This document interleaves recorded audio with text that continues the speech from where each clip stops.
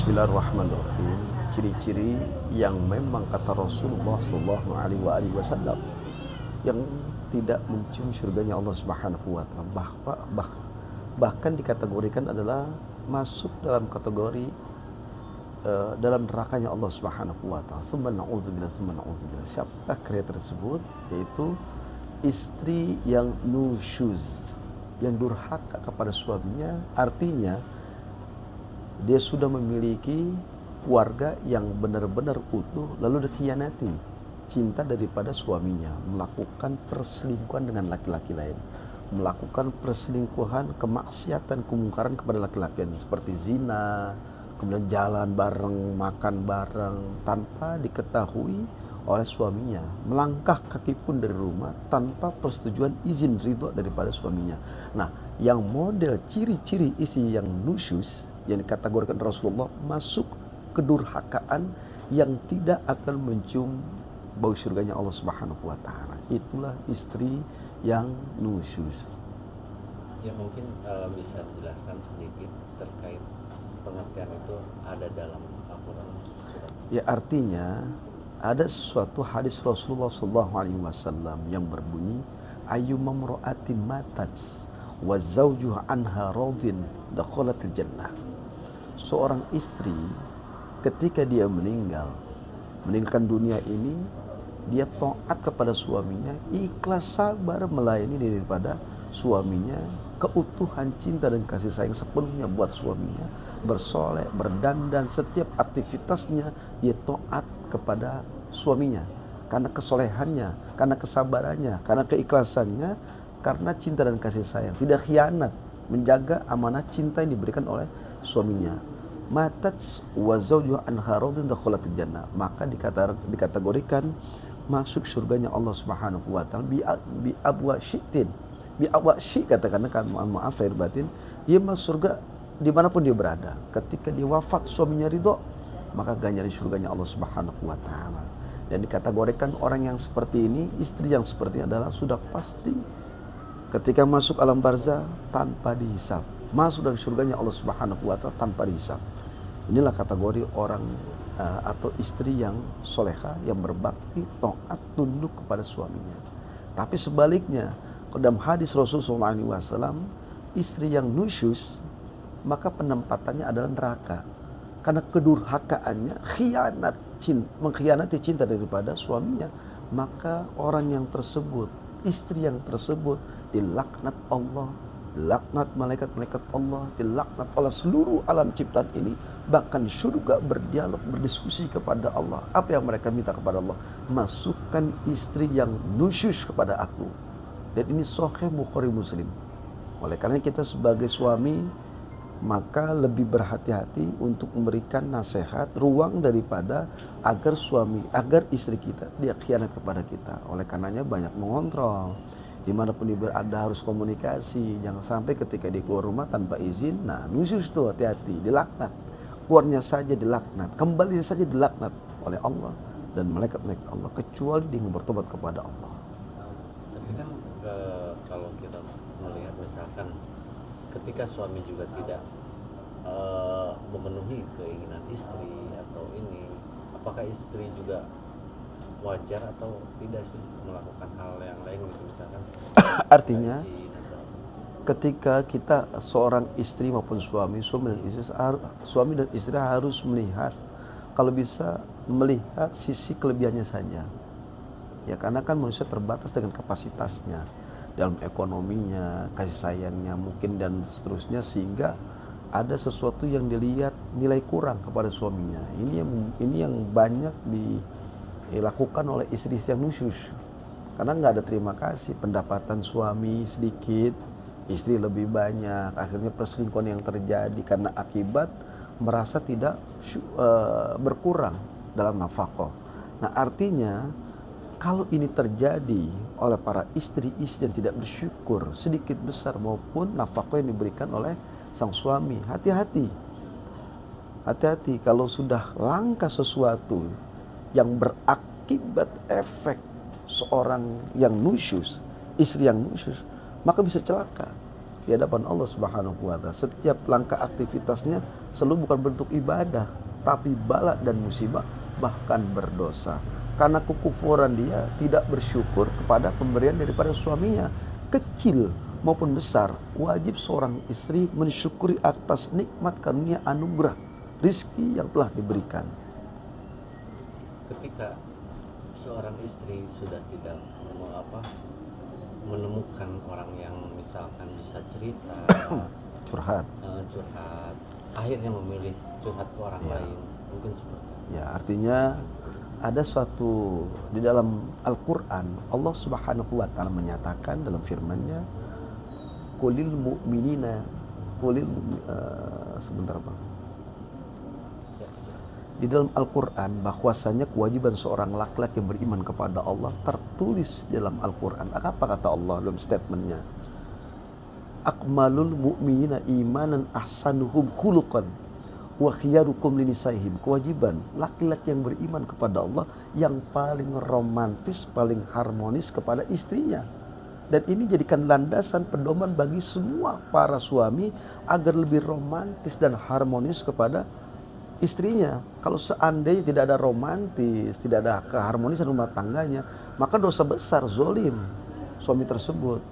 Dan ini bisa berakibat dampak, yaitu istri ini bisa liar, katakanlah tidak ada keromantisan, keharmonisan rumah tangganya, tidak ada komunikasi, tidak ada perhatian cinta dan kasih sayang, sibuk dalam kerjaannya masing-masing, sehingga kalimat sayang, kalimat cinta, kalimat kemesraan tidak ada dalam rumah tangganya.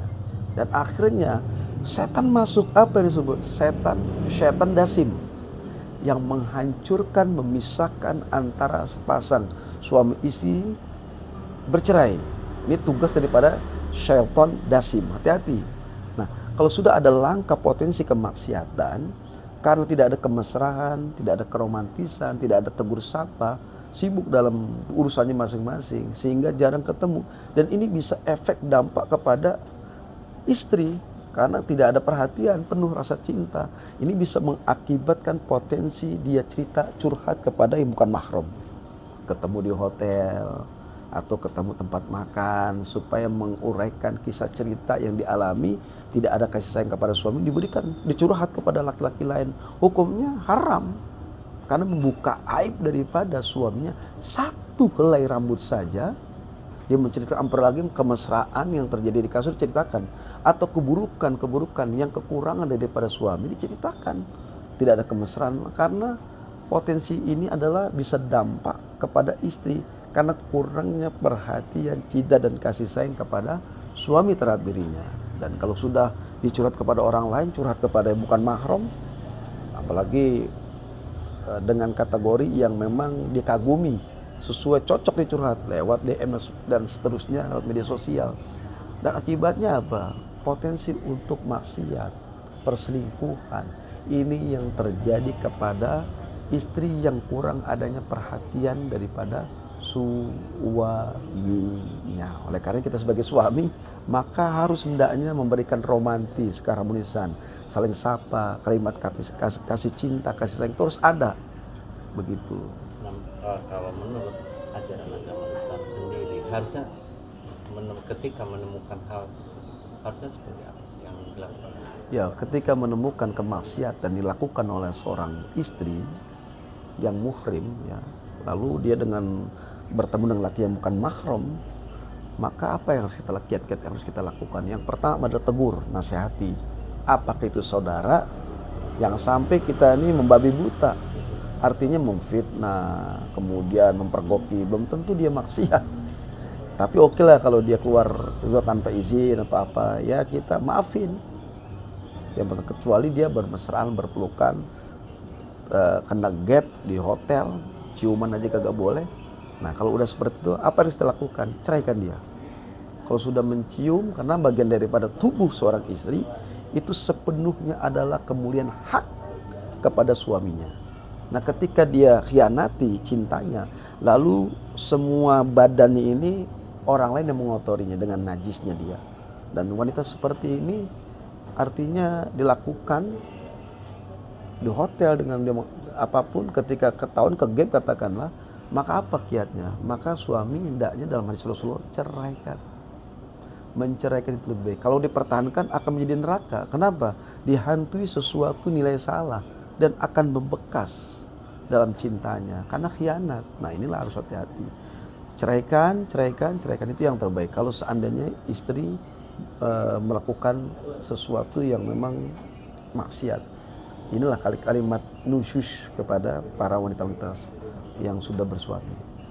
Tapi ketika seorang istri sudah tidak menemukan lagi tempat curhat yang ada keinginan, kalau menurut pandangan Islam harusnya seperti apa Ya. sih? Curhat itu fas'alu ahla dzikri in kuntum la ta'lamun. Maka carilah orang yang ahli dalam beragama sesuai dengan kapasitasnya. Jangan sampai kita curhat kepada orang yang salah. Ini bahaya. Nah, curhat kepada siapa? Tokoh-tokoh yang mempunyai agama, yang agamanya mendalam, supaya curhatan kita terarah baik, tidak berpotensi kemaksiatan. Kalau curhat kepada orang yang salah bisa dampak akibat salah. Akibatnya setan masuk. Emang lakinya begitu, laki lu begini, ya udah gugat aja cerai dan sebagainya. Nah, inilah yang khawatir ketika dicurhat kepada yang tidak ngerti masalah agama, akhirnya dijerumuskan kepada yang belok, kepada yang hitam. Tapi curhat kepada yang ahli agama seperti ustazah yang ahli dalam agama, pergilah supaya ada ketenangan jiwa, ada ketenangan dalam berpikir, ada ketenangan dalam hati, lalu bijak untuk langkah sesuatu apapun. Karena ad-din nasihat, agama kita adalah nasihat. Nasihat dari siapa? Dari Allah melalui Al-Quran dan hadis Rasulullah SAW.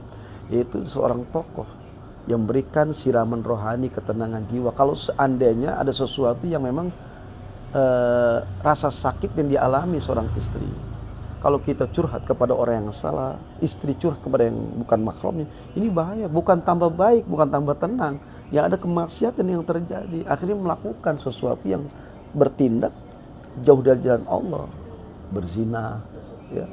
Kemudian jalan berdua. Ini artinya curhat, awalnya curhat. Nah, potensi curhat ini bisa membahayakan. Akibatnya si perempuan tadi melakukan zina dan sebagainya. Na'udzubillah semua na'udzubillah. Bukan tambah tenang, sakinah, akhirnya berantakan. Artinya sudah tepat ketika seorang suami memilih berpisah dengan seorang istri dengan dalam keadaan seperti itu. Ya, artinya kalau seandainya tidak ada ketenangan, main tangan, suaminya mukul, tidak nafkah, lahir dan batin. Lalu kedua, tidak ada kemuliaan, tidak ada keharmonisan, tidak ada keromantisan dalam kepada istrinya. Istrinya boleh nuntut untuk menggugat cerai.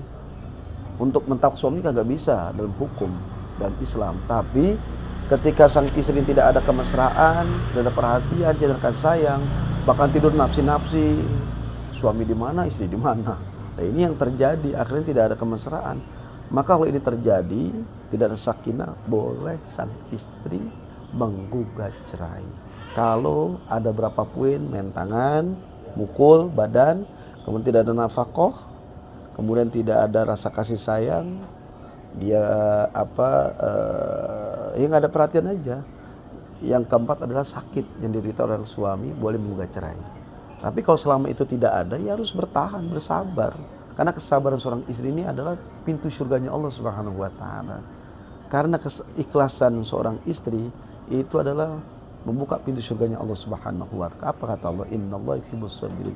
Allah cinta sayang kepada orang yang sabar. Sabar ini kalau seandainya ada di istri kita, melayani dengan keuntungan, cinta dan kasih sayang sepenuhnya, totalitas. Dia perhatian untuk pada suaminya karena kesabarannya, keikhlasannya, karena tawakalnya. Insya Allah dia bisa memberikan syafaat buat siapa? Buat ibu dan bapaknya, buat kedua orang tuanya. Inilah beda dengan laki. Kalau dia menyuguhkan minuman, makanan dengan ikhlas, dengan redha melayani kepada suaminya, dia berikan sepenuhnya dengan keikhlasannya, itu dosa daripada orang tuanya dihapuskan Allah Subhanahu wa taala karena dampak yang positif. Karena mempunyai anak yang soleha, yang berbakti, yang tidak durhaka, yang ikhlas, yang sabar melayani daripada suaminya. Tapi ketika suami menceraikan seorang istri, itu menurut agama ada nggak sih? Ya. Di dalam Al-Quran Allah Subhanahu wa taala at-talaqu marratin fa imsakum bi ma'rufin aw taslim bi ihsanin. Talak itu terbagi dua. Artinya ketika dia talak dua, talak satu boleh rujuk. Nah, kalimat nasihat ada talak yang terbaik. Talak 1 untuk menasihati. Artinya jangan talak 3, talak 1 cukup untuk menasihati. Karena talak ini adalah nasihat, bukan main cuma nasihat. At-talaqu marratain fa imsakum bima'rufin wa tasrihun bi ihsanin. Makanya talak diperbolehkan bagi seorang laki-laki mentalak istrinya ketika ada sesuatu yang memang mungkin dia banting barang, kalimat tinggi kepada suaminya, kemudian sering keluar tanpa izin, boleh untuk mentalaknya. Dikit-dikit buka aib suaminya, boleh mentalaknya, menasihat, tapi jangan talak 3, supaya gampang rujuknya dengan kalimat gue pengen balik melu. Nah itu dia ada rujuk namanya. Dan boleh sang suami ini menasihat dengan talak, pergi kamu ke orang tuamu. Nah itu jatuh talak tuh. Nah makanya talak itu kan terbagi ada talak sorry. Talak sorry itu adalah redaksinya sangat jelas. Ada talak kinayah, ada talak bain. Nah ini mau yang cara bagaimana? Kalau talak bain mah itu talak 3, nggak boleh rujuk. Tapi kalau talak kinayah, talak sorry boleh kita untuk rujuk. Nah boleh diberikan warning kepada istrinya kalau seandainya melakukan seperti itu, membuka aib, kemudian dikit-dikit berantem, pergi ke rumah orang tuanya, curhat, membuka aibnya, melangkah di rumah tanpa izin suami, boleh kita untuk mentalaknya. Ketika bercerai, saling membuka aib. Ya. Itu gimana? Ya kalau berpisah, pisah yang baik-baik. Makanya tadi kata Allah, at-talaqu marratain fa imsakum bima'rufin. Talaknya yang baik-baik. Ya, akibatnya dampaknya kita menceritakan di media sosial, ya, sehingga masyarakat tahu, bahkan netizen tahu, bukan hanya di Indonesia tapi bukan bisa di luar negeri, dia menjadi konsumsi publik. Dan ini tidak diperbolehkan. Kenapa? Sering membuka aib. Bahkan suara-suara yang kategorikan ada sesuai tidak pantas terdengar di media sosial, dan akhirnya orang mendengar, bukan lagi ratusan orang, jutaan, dan bahkan menjadi konsumsi publik. Dua-duanya dapat dosa nih, karena saling membuka aib. Haram hukumnya. Cerailah cerai yang baik-baik, berpisahlah berpisah yang baik-baik. Kalau sudah saling tidak mencintai, dengan cara yang baik. Kalau tidak baik, sering buka aib sana, buka aib ini, buka aib sini, ini tidak diperbolehkan. Hukumnya haram dan menjadi fitnah. Al fitnatu minal qatl. Fitnah itu besar hukumannya. Kalau orang hidup di fitnah, selesai masih ada orangnya, dia akan cerita, bahaya. Tapi kalau yang udah meninggal kan nggak mungkin, habis cerita. Nah bahayanya fitnah, karena saling buka aib ini bisa membahayakan, merugikan daripada keluarganya, pihak daripada keluarga perempuan, pihak daripada keluarga laki, belum orang tua, beban psikis dan sebagainya, ada beban malu. Hampir semua orang tahu percakapan ada sesuatu dibuka aibnya itu. Wah, jangan kalau bisa ditutup. Ya, artinya islahkan mereka nih, damaikan. Ketika ada mereka berseteru dalam agama kita, ada seorang tokoh, ayo islahkan mereka. Jangan sampai ketika mereka berpisah malah sering membuka aib, hukumannya dosa. Yang terakhir mungkin Pak Ustaz, Ya. ada pesan untuk ya mungkin hanya sekarang lagi viral. Ya, pesan saya bersabar dalam hal segala apapun. Jangan menyalahkan dan membenarkan. Anggaplah kita sering menyalahi. Introspeksi diri, muhasabah diri, itu yang terpenting.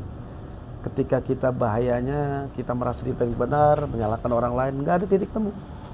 Ya, ingat yang baik-baik aja. Mungkin pernah menolong, pernah dalam satu rumah saling mencintai, itu yang kita lihat.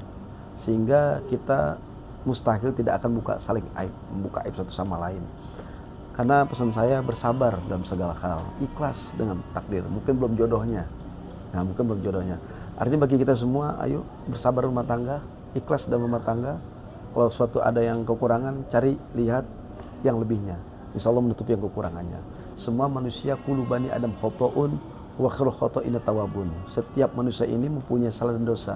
Tidak ada manusia yang sempurna. Kecuali apa?